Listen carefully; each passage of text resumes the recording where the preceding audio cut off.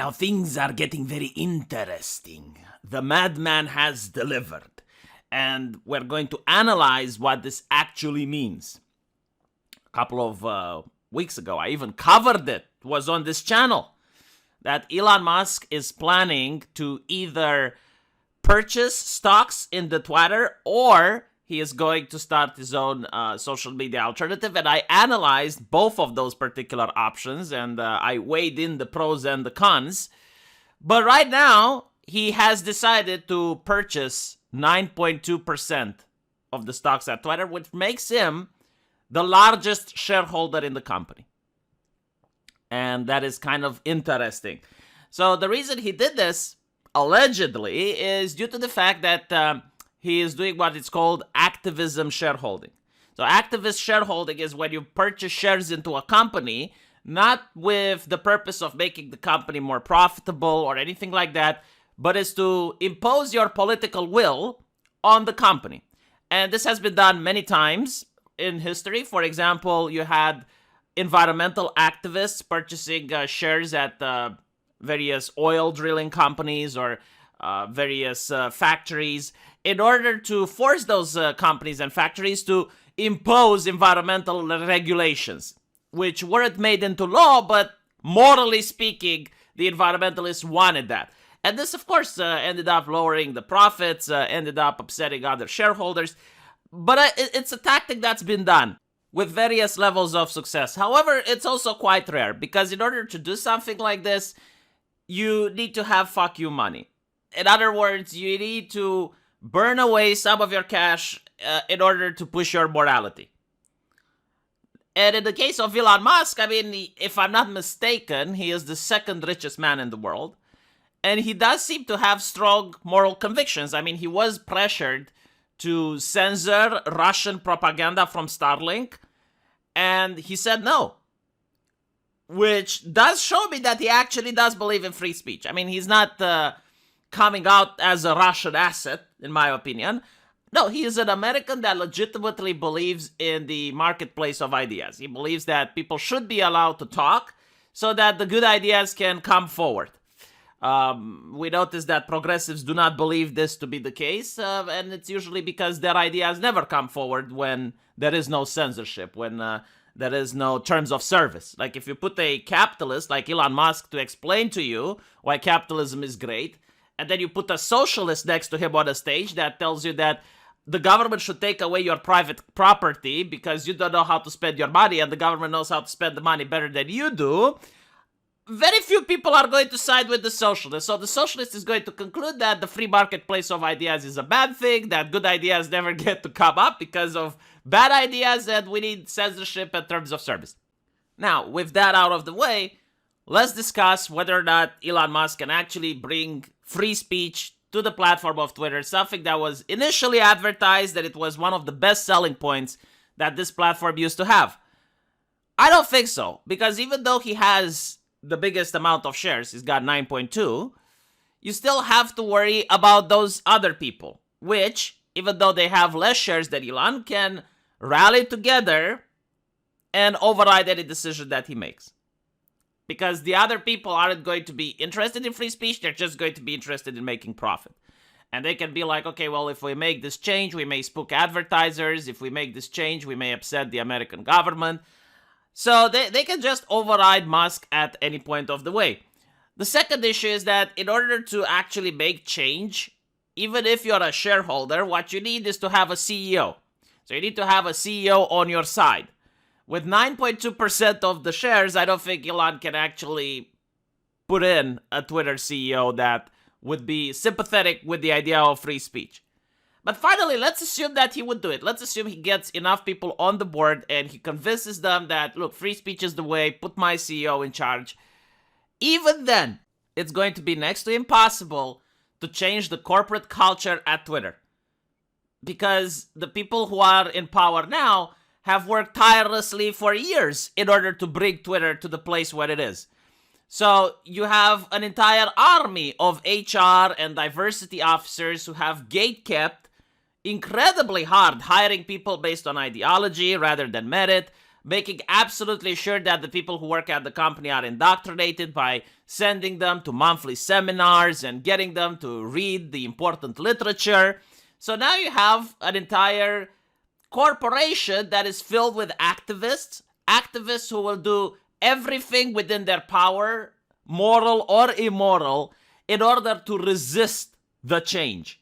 So you're going to see walkouts. You're going to see them calling their friends in the media to write slanderous articles. You're going to see them try to get advertisers to pull out. You're going to see them expose things from within the company. I mean, it's Twitter, they probably have a lot of dirty skeletons in the company, and they're going to start exposing them to the public in order to hurt Twitter's PR. I have seen this happening at other companies. I have seen this happening, like, for example, in comic books. There was a time when DC had the Rebirth. And the Rebirth was pretty much like going away from the nonsense, the activist nonsense, and going back to comics being entertaining. And what ends up happening is that you see all these activists doing the walkouts and airing out the dirty laundry and doing their best to sabotage the company until the people who are running the Rebirth project were fired or they were placed into less influential positions. So I don't think that the CEO of a company is the person that makes changes. It's what Jeff Bezos said, that as CEO you may make 1 or 2 decisions a day, but at the end of it, it's the HR that really has the most significant influence. It's pretty much how Stalin managed to get control in the Soviet Union. He was the guy doing the hirings and the promotions.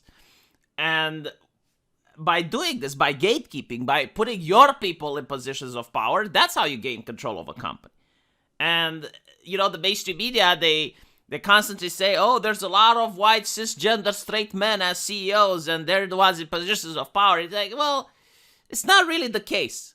It's not really the case. And you notice this in politics, especially in the UK. Regardless who is prime minister, it's actually the bureaucrats that have the final say. The bureaucrats are the people that manage to have jobs for life within the British government system. And they try to shape the politicians, quote unquote, help them lead properly. There's even a very famous British sitcom. It's called Yes Minister. I full-heartedly recommend it. And it was aired on BBC, if I'm not mistaken. But they were actually revealing what's going on behind the scenes in a very comedic fashion. And it's a really interesting thing to watch. And it's the same thing happening at large corporations. They operate in the same way. So yeah, I don't think that Elon Musk is going to be able to do much. Don't get me wrong, it's a good thing what he is doing, and it's a nice first step, but unless you either have like more people who agree that free speech is important, buying shares, unless he finds some allies on the board, unless he manages to buy more stocks so that he actually has more than 50%, we're not going to see much of a change. And even then, even if all of those were to happen, it's still an uphill battle. And the uphill battle can end up with Twitter just being destroyed. Because again, like all of the people who are in now, all the activists who are in now, they're going to try to start airing the dirty laundry in order to get Twitter into problems. And you have to also take into account there are politicians which has a direct investment in Twitter being the way it is. Like, for example, when Twitter banned one of the accounts from, I believe it was the Ugandan president, and in response, the Ugandan president banned Twitter from his country. It was the president of the United States who showed great concern about the free speech in Uganda. Like, that is how the world works, because you notice there are political interests in maintaining Twitter the way it is. Like, Twitter is not just some, like, video game platform at the corner of the internet. No, like, the US military took interest in how to manipulate people using Twitter. It's a powerful tool. And the people who benefit from Twitter right now, whether they're politicians, whether they're corporate interests, they don't want things to change. So it's not just as simple like one guy manages to buy some shares and all of a sudden everything changes. I do have to say, though, that this is why I find Elon Musk so interesting. I mean, the man sells electric cars. If he were to play by the left rules and talk about ESG scores and talk about the environment and be there next to Greta Thunberg taking photos and whatnot, his business would do a lot better. He would be less controversial. He would get free publicity everywhere. But no, instead is like, yeah, I don't think it's a good idea for Germany to close down its nuclear reactors. Yeah, I think you need to start drilling a little bit more oil over there, buddy. I do think that Twitter should have more free speech. So by doing this, to me, it shows that he actually has some principles and he wants to see them in the world, which is a great thing in this time and age. You know, like 10 years ago, people like him wouldn't have been the odd man out. But, you know, we play with the people we got. So that's my take on it. Let me know what you guys think. And if you like the channel, I usually don't do this, but every now and then I have to. Please consider giving me a tip on Subscribestar. There's going to be a link into the pinned comment. And hopefully I'll see you guys there. Take care.